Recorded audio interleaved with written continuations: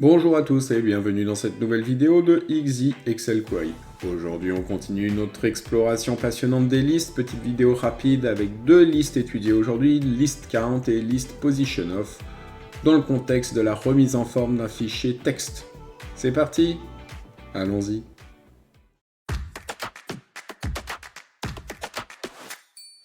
Nous voilà dans un fichier Excel vide où je vais aller récupérer un fichier texte que je crée pour l'occasion, que je vais appeler list position of et list count. On le prend, transformer les données. Donc, si on regarde, hop, par défaut, Power Query a décrété que c'était un fichier CSV, il m'a mis un délimiteur virgule, donc tout ça je ne l'ai pas modifié parce que en fait il y a une petite astuce toute bête là-dessus, quand vous avez un fichier texte et que vous l'amenez, il vous dit texte/CSV. Moi je veux un texte, je retourne dans la petite molette et je lui dis ouvrir le document en tant que fichier texte. Hop. Et là il me met directement le line from binary et il me met l'encodage ici. Et ensuite il me met un from colonne, puisque je vous montre, en fait c'est une liste qui crée ici. Où ici j'ai l'ensemble de mes lignes, et ensuite il me met le from colonne pour me le remettre dans le bon format. Ok, donc maintenant que nous avons ça, ce que nous allons devoir faire, c'est essayer de repérer ce que l'on veut. Donc là, ici, on voit qu'on a un début, on a des noms, une fin, un début bis, une fin bis, et ici, à nouveau, des champs. Ce qu'on va faire, c'est on va essayer déjà de récupérer. Ce qu'on veut récupérer, c'est ça, puisque a priori, c'est nos données, de la ligne 9 à la ligne 14. Donc on va essayer de repérer début bis, de virer en fait toutes les lignes avant du début bis, de virer toutes les lignes, y compris fin bis, et de conserver que ça et ça, puis de transformer ça en table. Comment est-ce qu'on fait? Eh bien très simplement, on va créer déjà une nouvelle étape, et on va lui demander de nous trouver la position de début bis. Comment est-ce qu'on fait ça? List.position of. Donc je dis à Power Query, est-ce que tu peux me trouver la position 2? La position 2, oui, bien sûr, il peut me la trouver. Dans quelle liste tu veux que je te trouve cette position? Dans la table source colonne 1, ça me crée donc une liste. Et qu'est-ce que je veux chercher? Je veux chercher début underscore bis. Voyons voir, il me met le chiffre 7. Alors le chiffre 7, donc n'oubliez pas ça ici, c'est 0, 1, 2, 3, 4, 5, 6, 7. Ok, donc début bis est bien en position 7. Si maintenant, du coup, à partir de là, je lui dis, ok Power Query, tu me dis que ça c'est en position 7, donc est-ce que tu peux me retirer toutes les lignes jusqu'à cette position-là? Donc table skip, quelle table je veux skip? C'est ma source. Le chiffre que je veux skipper, donc retirer, enfin sauter, c'est le chiffre 7. Qu'est-ce qu'il me met là? Ah, il me met début bis. Bah oui, puisqu'il me met la position. Donc moi, c'est pas vraiment début bis. La position que je veux, c'est début bis plus une ligne. Ok, j'ai bien déjà ce qui semble être mon header à la bonne place. Maintenant, il va falloir que je fasse la même chose pour fin bis. Donc c'est reparti. Alors, je vais juste changer un petit peu ici. Renommer, je vais mettre sans header. Sans head.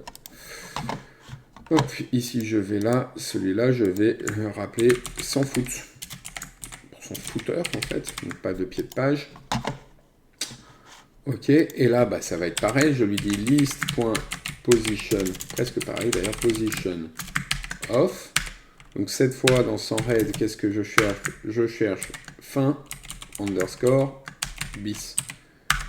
Là, je m'attends à ce qu'ils me disent 6, puisque 7 moins 1, comme ça démarre à 0, ça fait 6. Voyons voir. Ah, oui, il faut que je mette là, ici, j'ai mis une table, ce qu'il lui veut, lui, c'est une liste, donc c'est colonne 1. Il me met bien le chiffre 6. Ok. Donc, qu'est-ce que je veux, moi, comme chiffre? Je veux pouvoir utiliser table.remove last n. La table, c'est 100 head. Et le nombre à remover, c'est celui que j'aimerais calculer ici. Et là c'est pas bien, parce qu'il me retire tout. Il me garde que finalement une seule ligne, puisqu'il me fait, ok, c'est en ligne 6, c'est ce qu'on a vu juste avant, c'était la position 6, donc ici il me dit bah, tu me retires 6 lignes. Petite différence, c'est que je ne vais pas faire ça, je reprends tout ça, surtout cette partie-là en fait, je copie, je colle, et là au lieu de position off, je vais lui dire ok Power Query, est-ce que tu peux me dire combien j'ai d'éléments dans cette liste-là? Donc normalement j'en ai 7, et tu vas me soustraire là où tu as trouvé fin bis. Et là, vous voyez, j'ai ce qu'il me faut. Ok, c'est bon? Allez, maintenant on finit pour remettre ça dans le bon format. Donc là, si je clique là et que je vais sur transformer et que je fais tac tac fractionner la colonne par délimiteur, donc en utilisant l'interface, je mets mon pipe, puisqu'a priori c'est pipe, hein. Je fais OK, et qu'est-ce qu'il me fait? OK, ça m'a l'air d'être très bien. Petit problème, c'est que ça, c'est hardcodé. Comment est-ce que je peux me débarrasser du hardcoding? Eh ben, je vais retourner ici. Je vais lui mettre ajouter une colonne, colonne personnalisée. Et je vais lui mettre OK Power Query. Est-ce que tu peux text.me splitter, puisqu'on voit que ici mes headers sont en première colonne. Hein.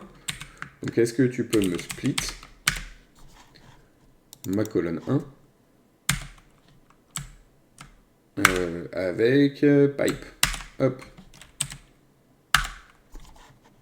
Là, il me met une liste. On voit que j'ai A, B, C, D, E. Donc comment est-ce que je fais? Je ne vais pas l'appeler ici, je vais l'appeler par exemple name. Voilà, ici j'ai name. Donc là, ici j'ai A, B, C, D, E qui sont donc mes champs titres. Comment je fais pour y accéder? Eh ben, je vais d'abord ici pour accéder à cette colonne-là et la transformer en liste. Super. Maintenant, quelle liste m'intéresse ici? C'est celle qui est en position 0, puisque Power Query démarre à 0. Ok, et là, j'ai ma liste de noms. Qu'est-ce qu'on regarde ici? Alors, ici, il faut que je modifie et que je lui mette 100 underscore foot. C'est cette colonne-là hein, que je peux splitter. Et là, il me dit, est-ce que tu as une liste des noms? Eh bien oui, maintenant, j'ai une liste des noms. Elle est ici. Je vais la renommer, je vais l'appeler name. Et je mets ici à la place de ça, name. Et je n'ai plus qu'à promote.